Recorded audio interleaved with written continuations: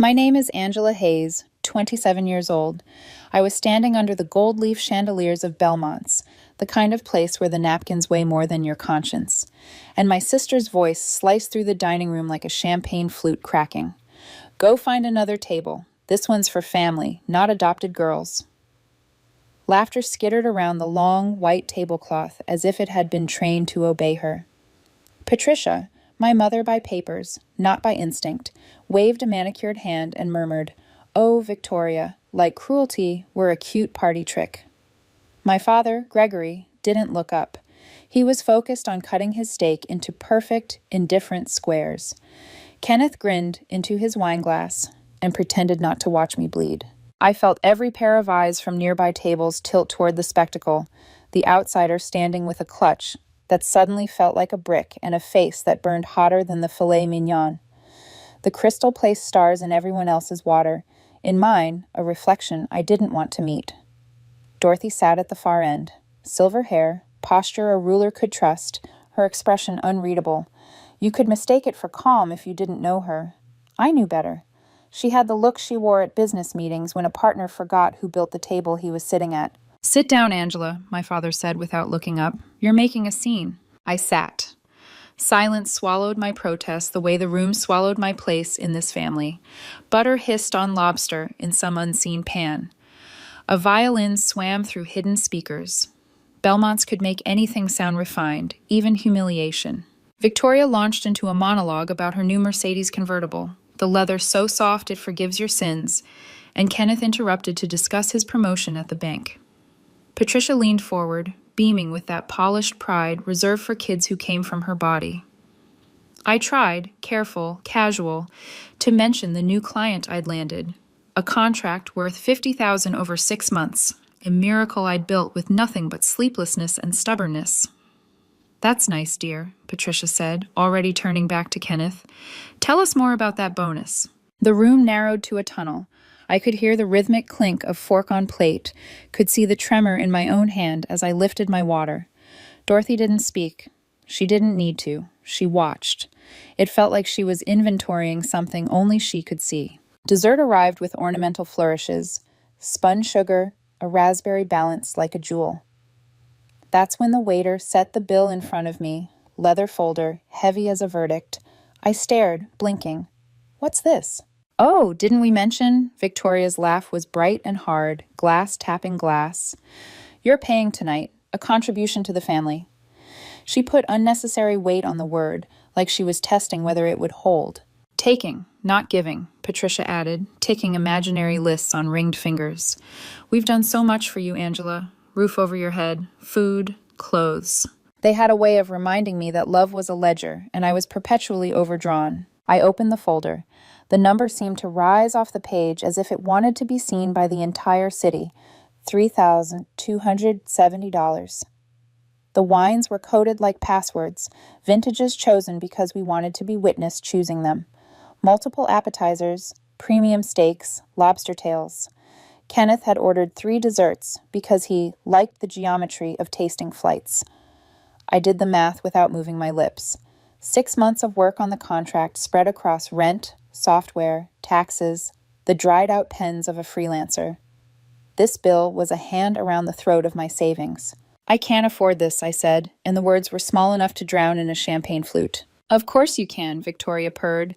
"Didn't you just say you're finally successful? Celebrate with us. It's almost like you're part of us." She tilted her head, a parody of sisterhood. Belmont's was designed to make every harsh thing sound civilized. Even my heartbeat took on a polite rhythm. I slid my credit card into the folder with a hand that didn't feel like mine. The waiter whisked it away without judgment, or perhaps with perfect professional judgment that looked like none at all. If humiliation is a temperature, it is fever. I smiled. I have learned that a smile can hold a person together like tape on a cracked vase. Victoria began outlining her upcoming trip to Tuscany, and Patricia made noises that meant she was already in the photographs. No one asked if I wanted to come. They never did, and if they had, they would have turned my no into an accusation. The waiter returned. I signed with fingers that barely obeyed me. $3,270 bought them a story to tell, and me another lesson. In this family, generosity is extracted like a tooth. Well, that was lovely, Patricia said, folding her napkin like a flag over surrender. Same time next month? Next month. The phrase balanced on the air, pretending to be light, waiting to crash. My mouth opened before I knew what it planned to say, but another voice spoke first. Just a moment, please. The dining room tightened. Dorothy had risen at the far end, and even the violin dimmed, as if it knew the real instrument was her voice. Patricia's irritation leaked through her perfect smile. Mother, really? Sit, Dorothy said, and my mother sat. It is impossible to explain the authority of a woman who built a fortune while men told her to be grateful for chairs at tables they hadn't paid for. Dorothy's gaze traveled around the faces that mirrored one another's entitlement, then landed on me. Something flickered, sadness or inventory or both. I'm 78 years old, Dorothy said, like a statement of capital, and I've spent months thinking about legacy. The word did not mean what this family thought it meant. You could see Victoria's ears prick at it anyway, like a cat hearing a can open. We all know how this works, Gregory said, trying for jocular and landing in anxious. Patricia is... Be quiet, Dorothy said, calm as a scalpel. I've watched you, she told them, not unkind but unrelenting, for years. And I've watched how you treat Angela. Tonight was only remarkable for its audacity. Victoria rolled her eyes so theatrically a lesser ceiling would have fallen. We were joking. Dorothy's laugh was a sound that used to buy companies. You think cruelty is a joke because you have always been safe from its bill. Conversation at other tables stalled. Some diners pretended to study menus they'd already memorized. Others surrendered to the show. I lowered my eyes because if I met Dorothy's, I might cry, and tears in this family were either taxed or mocked. She stepped away from her chair, slow but unshaken, and stopped behind mine. Her hand landed on my shoulder, light, certain. Angela is the only person at this table who has built something from nothing. The sentence arrived like an elevator opening to a floor with actual air. I've rewritten my will. Everything goes to her. The room forgot to breathe. Victoria's chair screeched. Kenneth's jaw clicked. Patricia's hand flew to her pearls, then to her mouth, confused about what was supposed to protect her. You can't do that, Victoria said, already half standing. That's not... I can, Dorothy replied, taking a phone from her bag. And I did. She pressed a button, and the knowledge that she had planned this, not tonight, but everything, moved through the table like weather. Thomas, file it. My father found his voice, the one he used at fundraisers for causes that never made him uncomfortable. Mother, let's be reasonable. Angela is... Family, Dorothy finished for him, and it wasn't a correction so much as a verdict, by choice and by character. I think the light changed, or maybe it was just me, noticing the way the chandeliers threw patterned circles on the tablecloths, like maps leading out. I could smell the sweetness of a lemon tart someone had just cut into. The world kept doing its job, indifferent to ours. I should have felt triumphant. I felt hollowed out by shock and the sharp edge of being seen. A lifetime of effort was suddenly not invisible. That kind of recognition is as destabilizing as a fall, even when it catches you. This is insane, Kenneth said, voice low, the banker calculating angles, not ethics. She doesn't know how to manage. She'll learn, Dorothy said. Unlike some, she knows what work is. Victoria's mouth twisted into something feral. You manipulative little... Enough, Dorothy said, and Victoria's word died in her throat like a moth that met a lamp too honestly. I realized then that Belmont's hush wasn't reverent. It was anticipatory. The room leaned toward us. Strangers waited at the edge of our family's cliff, prepared to gasp when we tumbled. Dorothy squeezed my shoulder once. It was not an apology for time. It was a key. Get your bag, Angela, she said softly, to me alone. We're leaving. I reached for my clutch. The leather felt different now, like it might open to more than receipts. As I stood, my chair legs didn't scrape. I had learned to move quietly in rooms that needed me to be louder to justify what they called me. Victoria hissed, "This isn't over," and it sounded like a promise from someone who believed wars were won by whoever could scream without swallowing their tongue. No, Dorothy agreed, already turning. It's finally begun. We walked past white tablecloths and specular glass and the performance of old money. Outside, Seattle's night air climbed into my lungs like a rescue. A black car idled at the curb. Thomas stepped out, as if he'd been waiting in exactly this moment for years, only he and Dorothy knew were inevitable. Behind us, the restaurant door side closed. And for a second, all I could see was my reflection in the glass. No family framed behind me, just a woman who had survived their jokes long enough to hear the punchline wasn't her. Dorothy's hand found mine. "Tomorrow," she said, soft enough that only the cold heard it too. "We start making sure they can never hurt you again." Across the street, a neon sign flickered, its hum a nervous animal. Somewhere in the dark, a violinist kept playing the same phrase Belmonts had swallowed. It sounded different out here, imperfect, true. The car door shut with a heavy click, sealing me into silence that hummed with possibilities I didn't dare name. I sat stiffly, staring at the blur of city lights as Thomas pulled us into Seattle's night traffic. Dorothy sat beside me, her posture unbent, her silver hair catching passing neon like threads of mercury. For a moment, neither of us spoke.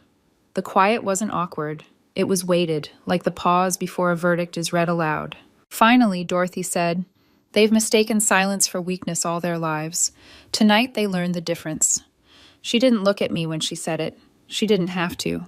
My throat thickened, a swell of emotion pushing against years of carefully managed composure. All I managed was a whispered, "Why me? Why everything?" Dorothy's gaze shifted from the window to me. Her eyes were sharp but soft around the edges, a paradox I'd always associated with her, because you've carried yourself with dignity while they tried to bury you under cruelty. And because, her hand brushed mine, my time is shorter than they know. I need to put things in place while I can still protect you. I swallowed, startled by the raw finality threaded through her calm. "What do you mean shorter?" Dorothy exhaled, a sound that felt too heavy for the elegant interior. "We'll discuss it in the morning. Tonight, you rest." The car turned into a gated estate tucked away behind iron and hedges. The mansion rose in the dark like something from a storybook written in steel and glass. When Thomas opened my door, the winter air hit me, sharp and bracing, as if daring me to step into a different life. Inside, warmth spilled over marble floors and high ceilings. I should have felt awe. Instead, I felt out of place, like a child sneaking into a palace that wasn't hers. Dorothy caught the hesitation on my face. "This is your home now," she said simply, leading me down a hall lined with portraits, her younger self shaking hands with presidents, holding pharmaceutical awards, breaking ground at hospitals. Her life stared down at me in oil and photograph, daring me to measure up. Thomas showed me to a guest room where the bedding looked untouched by human history. I sat on the edge of the bed, my phone buzzing like an angry insect in my purse. When I pulled it out, the screen was a litany of missed calls and texts.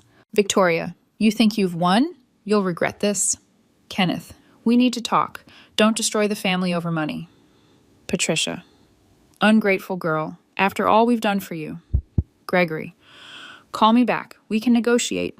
My thumb hovered, then dropped the phone back on the nightstand. I turned off the ringer. For once, I wanted silence unbroken by their voices. Sleep came late and shallow, haunted by fragments. Victoria's face twisted in fury, Patricia's pearls trembling against her throat, Kenneth's smirk fading to calculation, Gregory's silence weaponized, as always. I woke with sunlight spilling across silk sheets, disoriented until memory returned, with a rush that almost knocked the breath from me. Belmont's. The will. Dorothy's hand on my shoulder. A knock sounded at the door.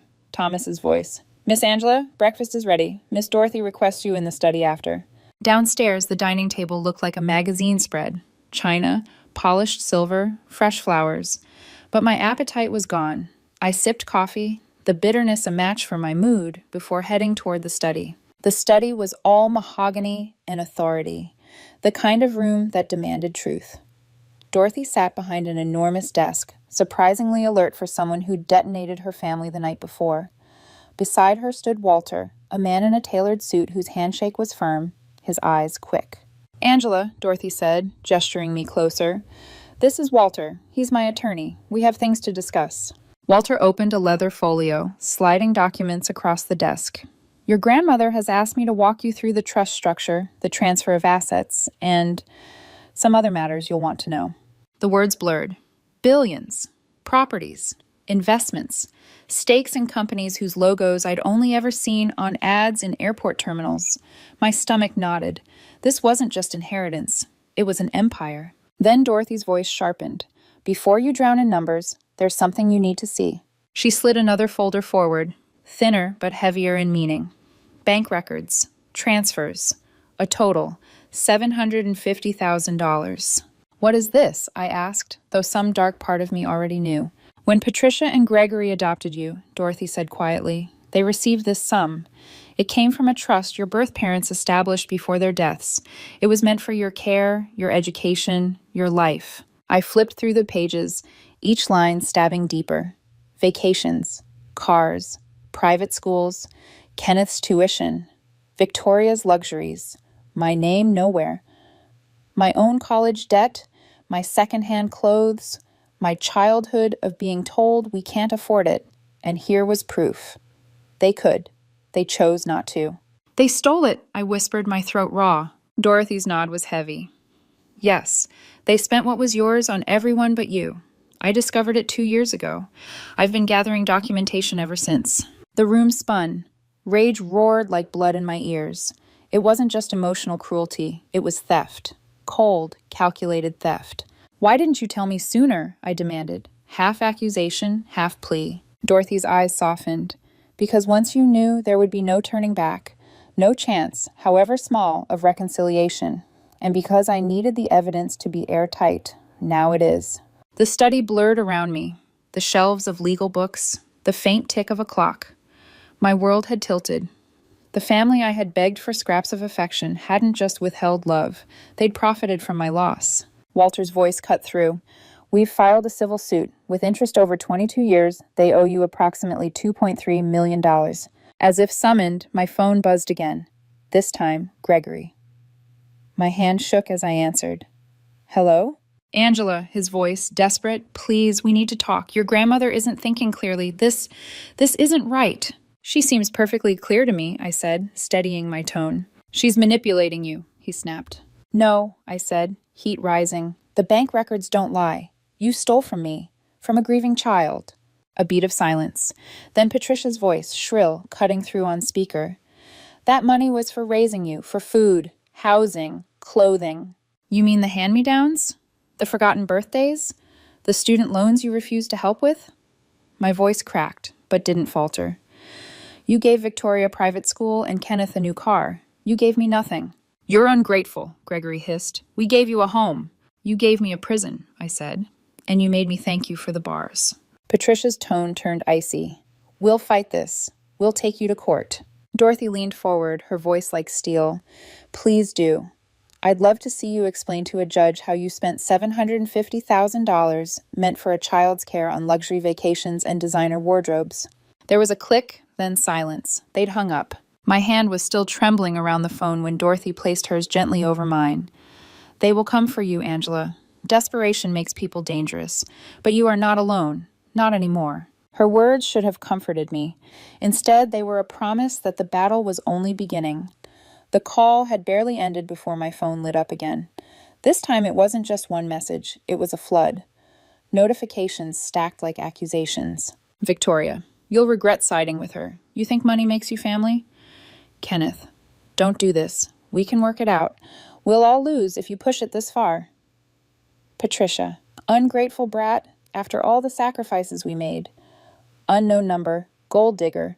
Everyone knows what you're doing. My thumb hovered, then I turned the phone off entirely. The silence that followed wasn't peace.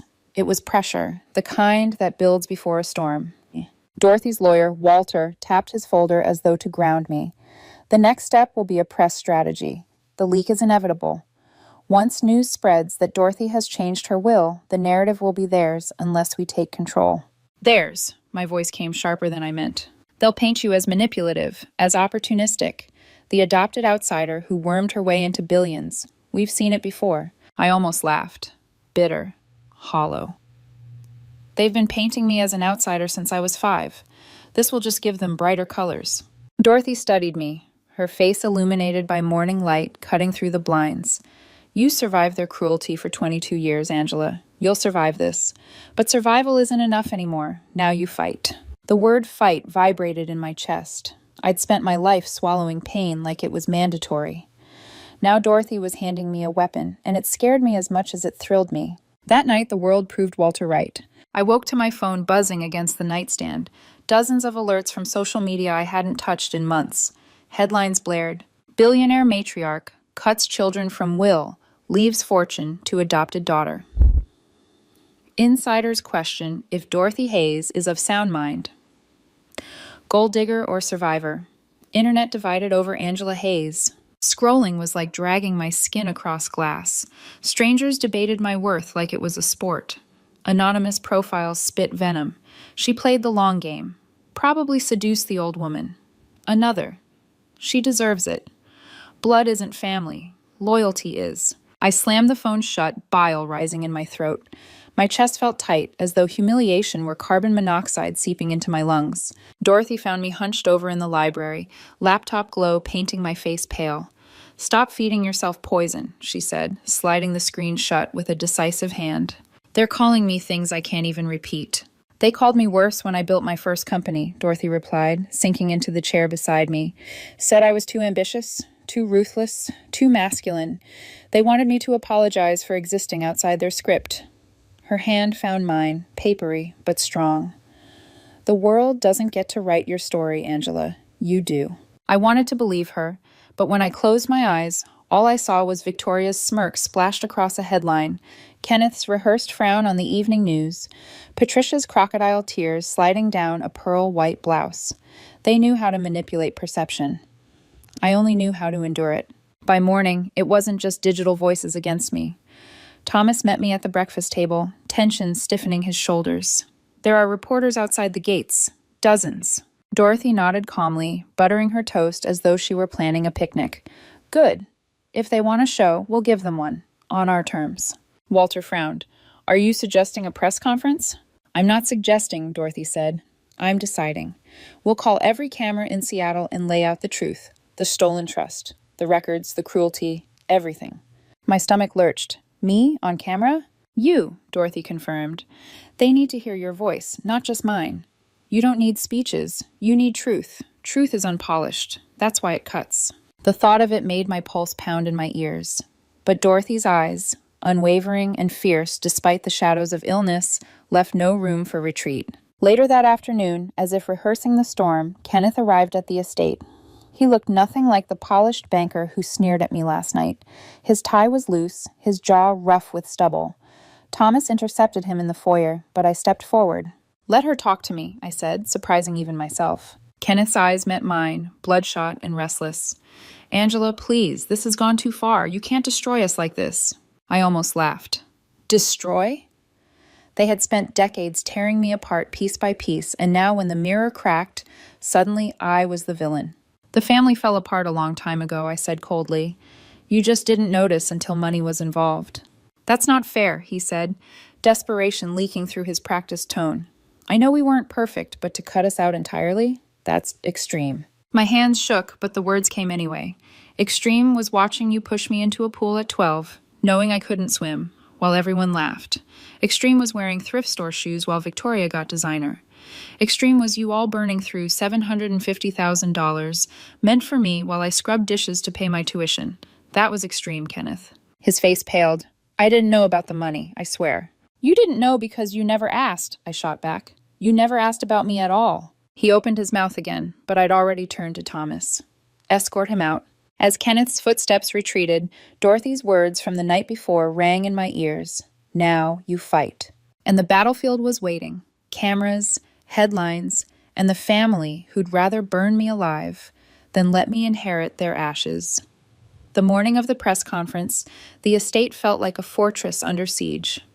Reporters clustered at the gates, their shouts muffled by distance but still sharp enough to pierce the walls.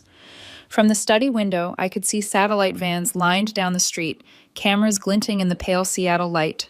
Strangers held signs, some cheering me on, others calling me a parasite. Inside, Walter paced, phone glued to his ear, while Thomas directed extra security to the doors. The air was heavy with brewed coffee and quiet dread. Dorothy sat in her armchair, a silk scarf wrapped around her shoulders, her face paler than usual, but her posture unbending. "You're nervous," she said, watching me twist the hem of my sleeve. "I'm terrified," I admitted. "What if I stumble? What if I say something wrong?" Dorothy smiled faintly, the kind of smile that came from seeing storms before and walking through them. Truth doesn't stumble, Angela. Lies do. All you have to do is tell the truth and let the world see it in your eyes. I wanted to believe her, but when Walter finally put his phone down and said, "They're ready for us," my legs felt like glass about to shatter. The conference was held in the downtown office of Hayes Pharmaceuticals, a skyscraper of glass and steel that bore Dorothy's empire in its reflection. The lobby was packed, cameras and microphones creating a forest of scrutiny. Flashes exploded as soon as we appeared. Thomas guided us through, his presence cutting a path like a blade through fog. We took our seats at the long table, Dorothy in the center, Walter on her right, me on her left. The lights were hot, the air charged with hunger, reporters poised to feast on whatever scraps of narrative we dropped. Dorothy began.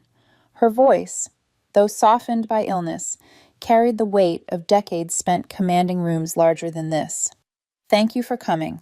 I called this conference to address the rumors surrounding my estate and my granddaughter, Angela Hayes. Granddaughter, not adopted, not ward. The word landed like a shield. She laid it all out. The $750,000 adoption trust, the bank records, the years of neglect and humiliation. She held up medical evaluations confirming her sound mind, witness statements, photos. Everything Walter had prepared, Dorothy delivered with precision. The room buzzed with scribbling pens and clicking keys. Reporters exchanged glances as if the narrative they'd expected was slipping from their hands. Then Dorothy looked at me. Angela would like to say a few words.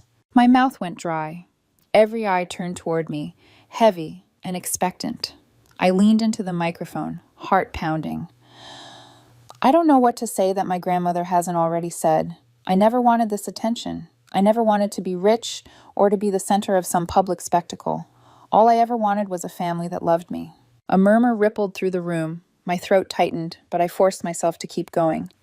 Instead, I was reminded daily that I was different, that I was less. I worked for everything I have, while they spent money meant for me on themselves. I didn't ask for Dorothy's fortune. I didn't even know about it until the night they humiliated me at Belmont's. I looked straight into the cameras. Some of you will still call me a gold digger, a manipulator. That's fine. Believe what you want, but know this. I am not here because of greed. I am here because someone finally saw me as family when no one else did. Applause broke out, not from the reporters, but from the crowd gathered outside.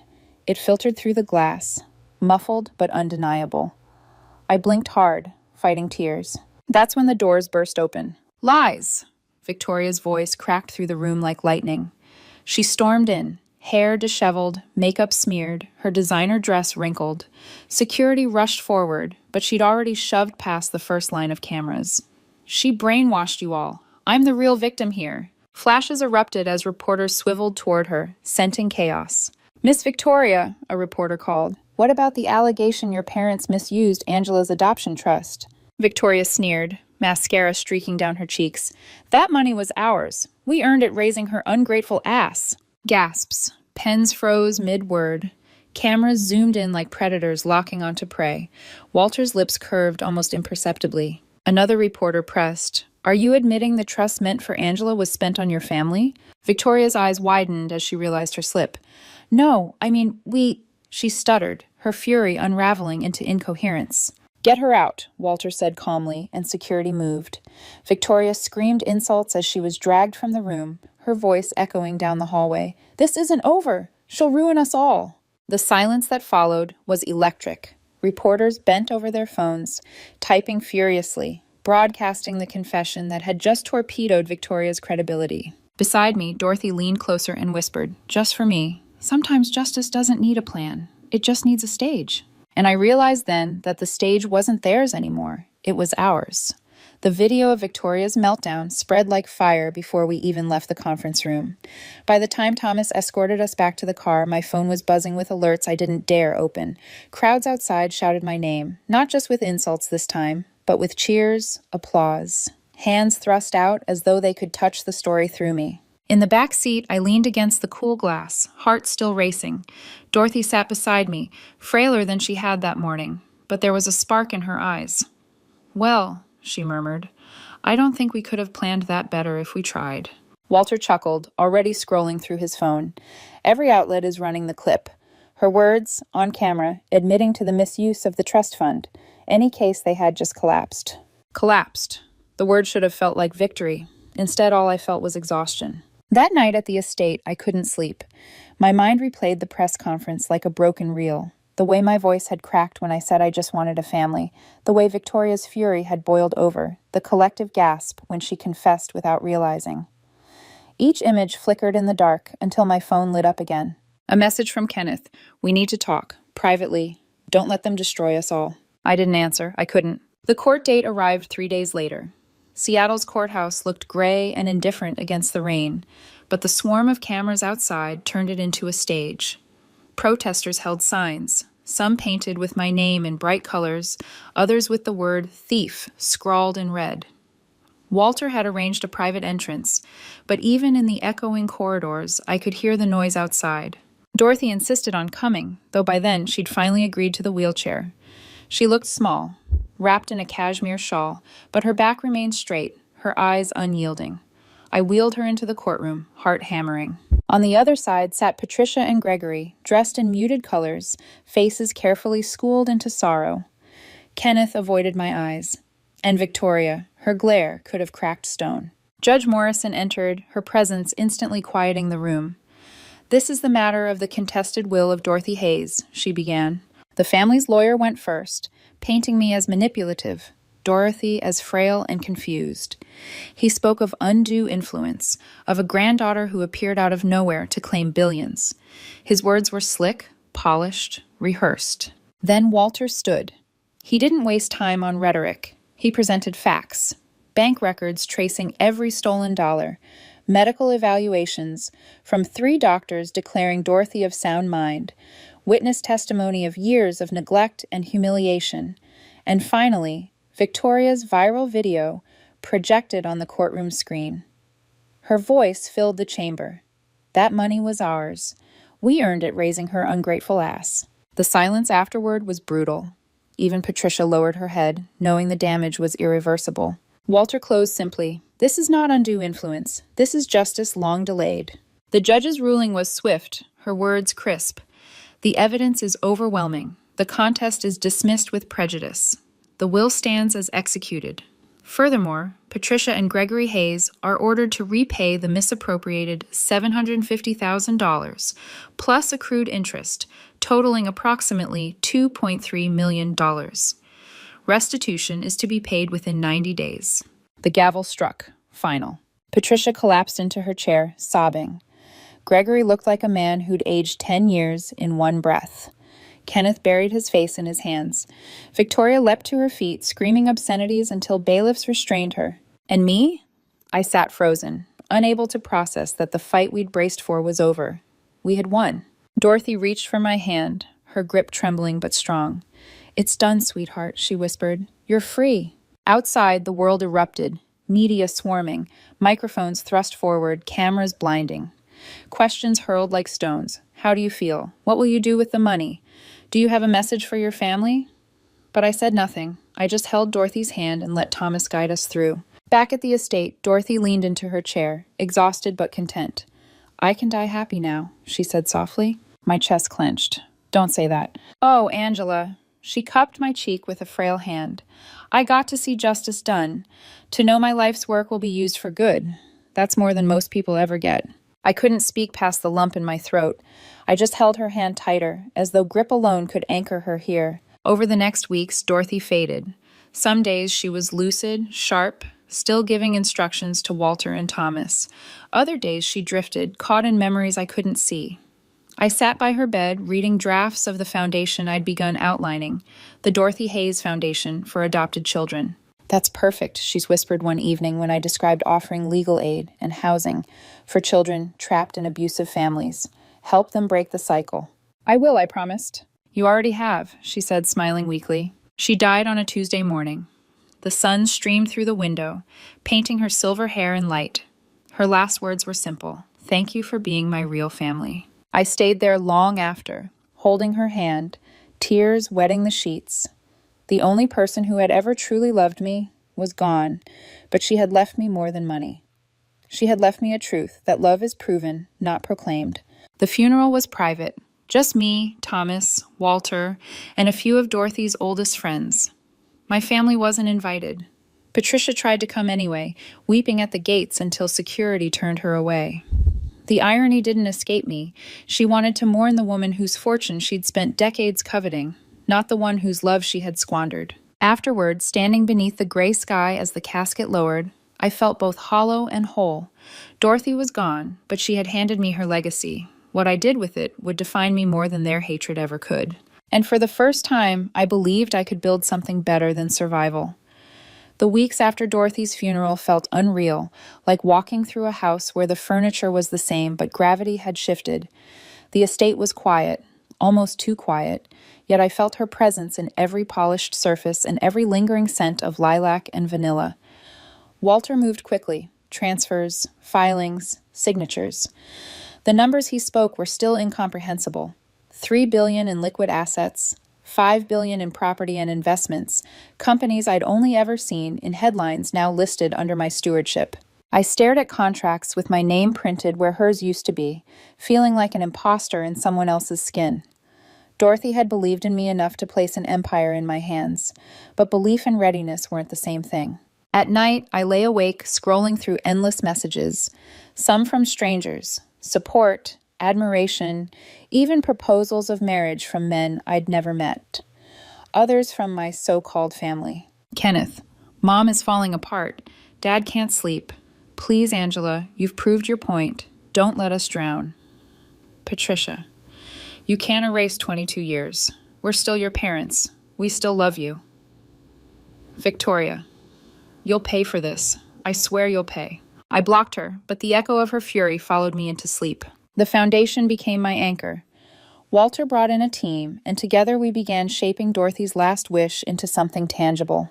Emergency housing, legal defense, scholarships for adopted children who were exploited or abandoned.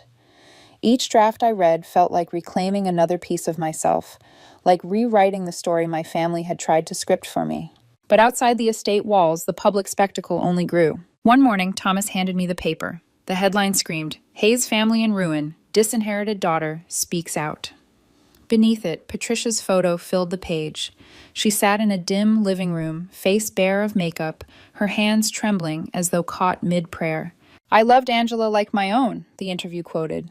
"I was strict, yes, but only because I wanted her to be strong. I never stopped loving her. Now she's turned against us, and it's tearing this family apart." The article painted her as tragic, a grieving mother stripped of her daughter and fortune by a manipulative matriarch and a vengeful adoptee. I threw the paper down, anger spiking through my chest. "She's lying." Walter read calmly, his expression unreadable. "Of course she is, but perception is its own kind of trial." "She makes herself look like a saint," I snapped. "She never loved me. She never even tried." Thomas set a hand on my shoulder. "Some people will believe her, but the ones who matter know the truth." Still, I couldn't shake the unease. It was one thing to survive cruelty in private. It was another to have the world debate whether your pain was even real. And then came the news I hadn't expected. Gregory and Patricia couldn't repay the $2.3 million restitution. The court seized their house, their cars, their accounts. Gregory was charged with fraud for falsifying the trust records. He faced 3 years in prison. Patricia received 2. Kenneth's portion was smaller but devastating. Nearly $400,000 to repay. His marriage cracked under the strain, his wife leaving with their child. He picked up 2 jobs, a shadow of the polished banker he once was. And Victoria, her fall was the loudest. The viral video had destroyed her credibility. Her husband divorced her. The restaurant venture she poured money into collapsed. The private investigator she'd hired was suing her for unpaid fees. She launched a YouTube channel, begging for sympathy, but the comment section shredded her until she deleted it. Desperation drove her to me. One evening, an email arrived. Subject, Sisters. From Victoria Hayes. Message, Angela, I know we've had our differences, but we're still family. Family forgives. I'm struggling right now. Maybe we could meet for coffee, talk about the past, build a future together. Please. I read it once, then deleted it. 6 months after Dorothy's death, I stood in the new headquarters of the Dorothy Hayes Foundation. The walls gleamed with photographs of children we'd already helped, faces alight with second chances. Thomas stood beside me, now serving as the foundation's operations director. She'd be proud, he said. I nodded, blinking back tears. I hope so. My phone buzzed again. Kenneth this time. Mom's out of prison. Dad's health is failing. They have nothing. Please, can't you forgive them? Help them? I typed carefully, every word deliberate. They were never my parents. They were people who took money to raise me and used me as a punching bag instead. I owe them nothing. But I'll make a deal. I'll donate the exact amount they stole, $750,000, to help adopted kids escape abusive families, in their names. That will be their only legacy. I hit send, then blocked his number too. A year later, a business magazine featured me, not as the adopted girl who inherited billions, but as a CEO, a philanthropist, a builder. The article focused on the companies thriving under my leadership and the foundation that had already saved hundreds of children. My family was barely mentioned, a footnote in the story they once dominated. From acquaintances, I heard scraps. Victoria in telemarketing, Patricia in a shelter, Gregory still behind bars, Kenneth bankrupt, his pride gnawing at whatever future he had left. Sometimes I wondered if I should feel pity. Sometimes I almost did, but mostly I felt nothing except the quiet satisfaction that cruelty eventually eats itself. Dorothy had been right. Survival wasn't enough. Justice wasn't about their ruin, it was about building something beautiful from the ashes. And as I stood in the Foundation's lobby, watching children laugh in the playroom we'd built, I realized the best revenge had never been destruction. It was becoming everything they swore I couldn't be. 2 years after Dorothy's death, I had learned to live in a world that finally felt like mine. The estate no longer felt borrowed. It breathed with me, carried my rhythms, echoed with my decisions. The Foundation was thriving, its name on the lips of every child who'd been pulled from the shadows and given shelter, food, a chance. But the past has a way of clawing at the present. One morning, Walter arrived with a folder thicker than usual. "There's something you should see," he said, his voice measured. Inside were court documents. Victoria, predictably, had filed yet another lawsuit, this time claiming emotional damages from the inheritance scandal, blaming me for her failed marriage and ruined career. She was demanding $5 million in compensation. I almost laughed. She never learns. Walter's mouth curved faintly. The case won't hold, but she's doing it for attention, publicity, to stir noise. She's drowning, I said, and she's trying to pull me under with her.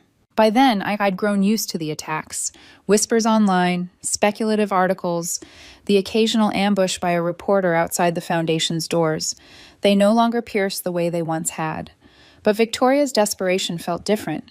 It was unhinged, unpredictable, dangerous.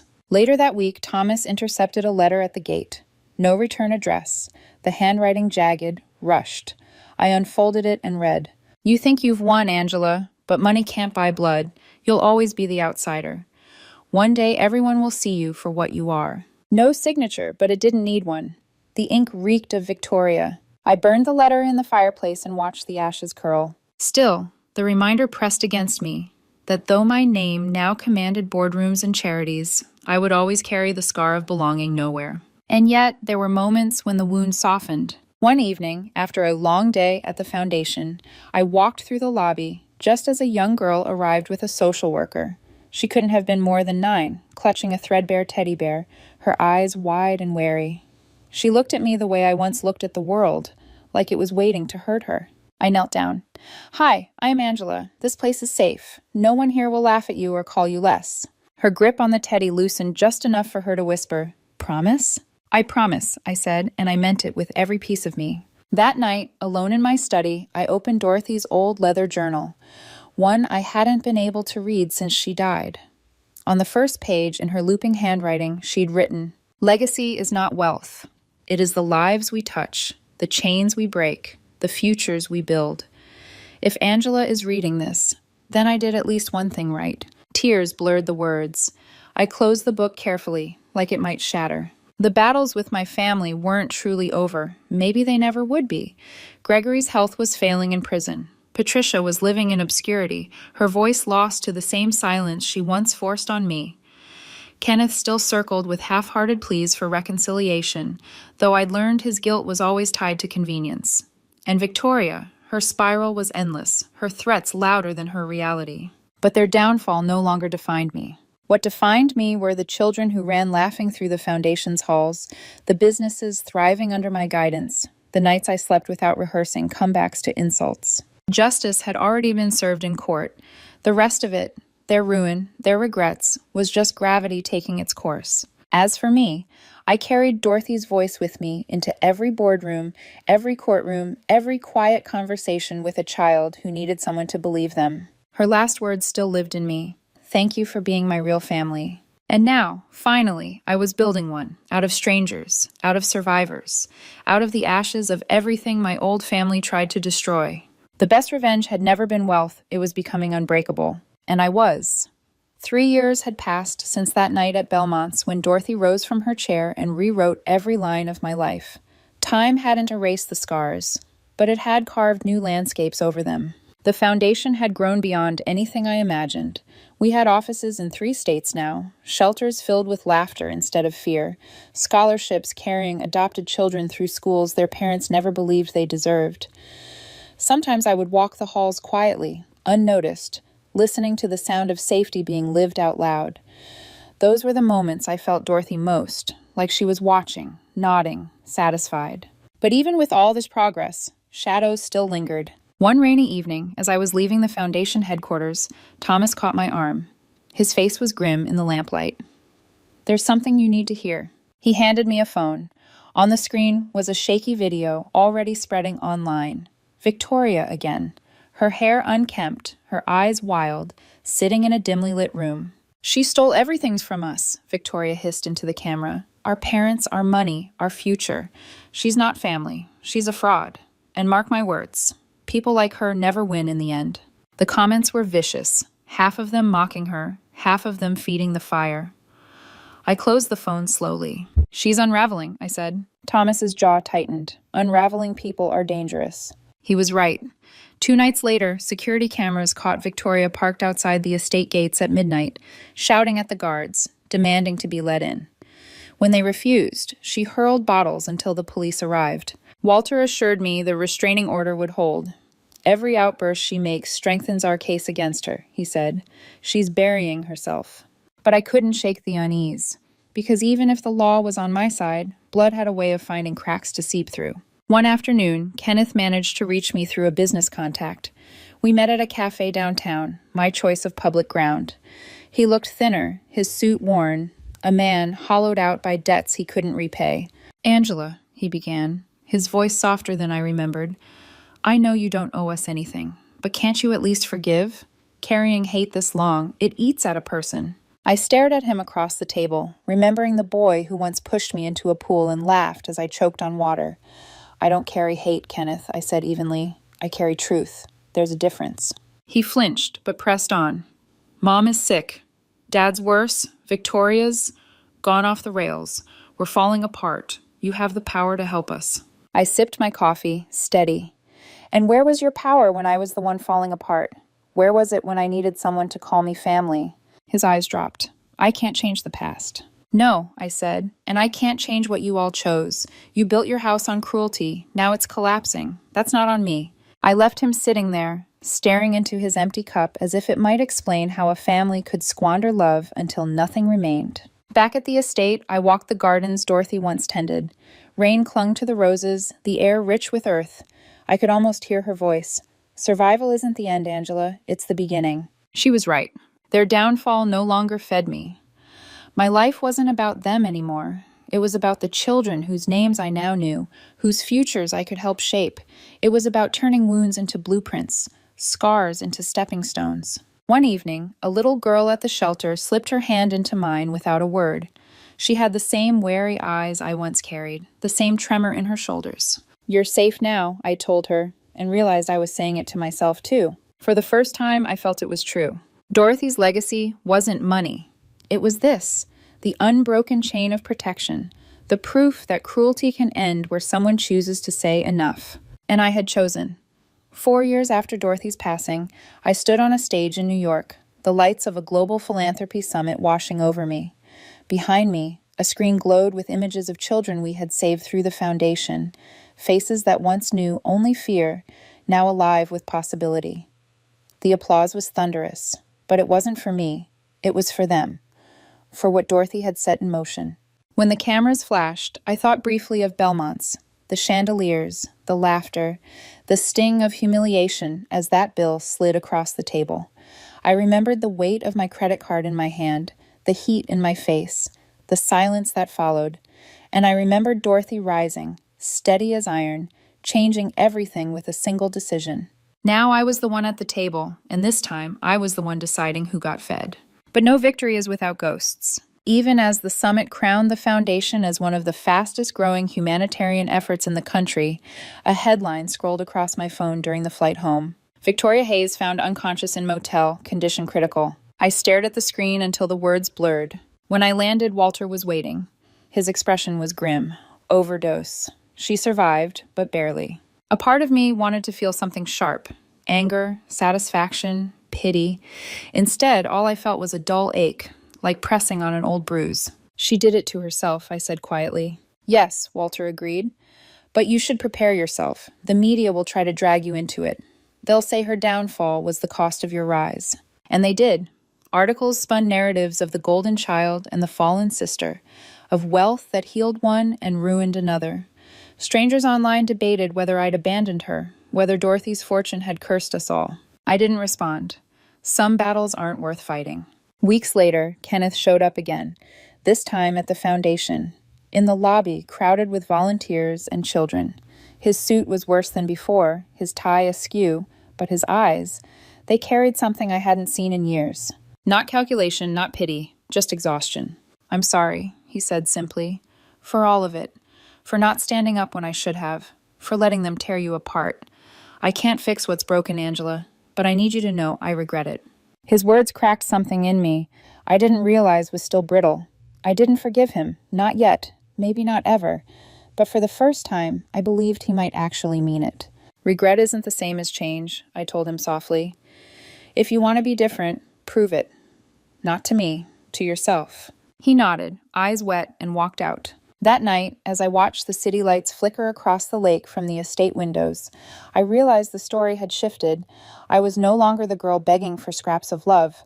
I was no longer the woman defending herself in court. I was something else now, something they could never name, because it wasn't written in their language of cruelty and entitlement. It was written in the laughter of children, in scholarships signed, in homes rebuilt. Dorothy's last gift to me wasn't just her fortune, it was the freedom to decide what legacy meant. And my choice was clear. The best revenge was never their ruin. It was becoming unshakable, undeniable, unbreakable. It was building a family out of strangers and survivors, out of anyone who needed proof that cruelty could end.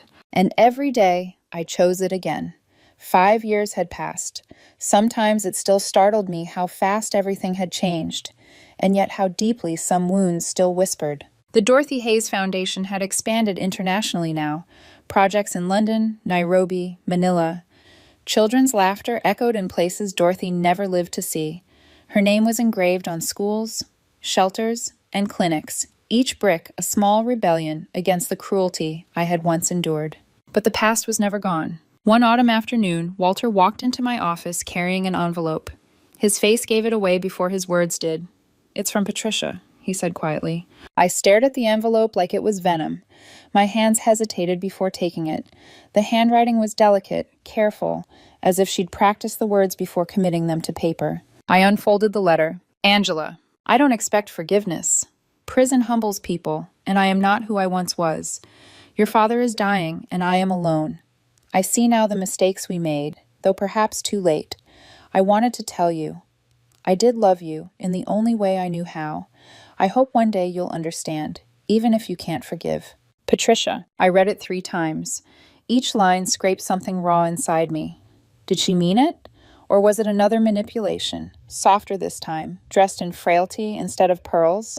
I didn't know, and maybe I didn't need to. I burned the letter in the fireplace. Watching the edges curl, I whispered to myself, love that hides behind cruelty isn't love, it's control. Still, that night I dreamed of her hand tightening on my shoulder as she told me to be grateful, her voice hissing in the dark when no one else could hear. I woke with tears on my face, furious at myself for letting her linger. Meanwhile, Kenneth had kept his word. Slowly, steadily, he began volunteering at the foundation. Not with fanfare, not with speeches, just showing up to tutor teenagers, to drive kids to appointments, to listen. The children didn't know him as my brother. They only knew him as Mr. Hayes, who helped with homework and laughed at their jokes. And maybe that was enough. Victoria, though, her story grew darker. She drifted between odd jobs and online rants, each one more desperate than the last. Then, one winter morning, the news broke. Victoria Hayes arrested for fraud, police confirm elaborate scam targeting investors. I read the article in silence. She had been forging documents, promising returns on businesses that never existed. She faced years in prison. For a moment, I felt a flicker of the sister I wished I'd had, the one who could have stood beside me against the storm. But that flicker vanished, swallowed by the reality of who she chose to become. Walter looked at me across the desk. Do you want to intervene? Offer help? I shook my head. No. Dorothy once told me justice doesn't always need our hands. Sometimes it just arrives. And so I let it arrive. That evening, I stood on the balcony of the estate, the city lights shimmering like broken glass, stitched into the horizon. For the first time in years, the weight on my chest felt lighter. Not gone, but lighter. I had spent half my life fighting to be seen, the other half fighting to survive. Now, I was building something that would outlast both battles. Dorothy's voice still lived in me. Legacy is not wealth. It is the lives we touch, the chains we break, the futures we build. And I finally understood. Their legacy was ruin. Mine was rebirth. And every child who walked through the doors of our shelters carrying nothing but fear would leave with proof. Family is not blood. Family is choice. Theirs had destroyed me. Mine would save others.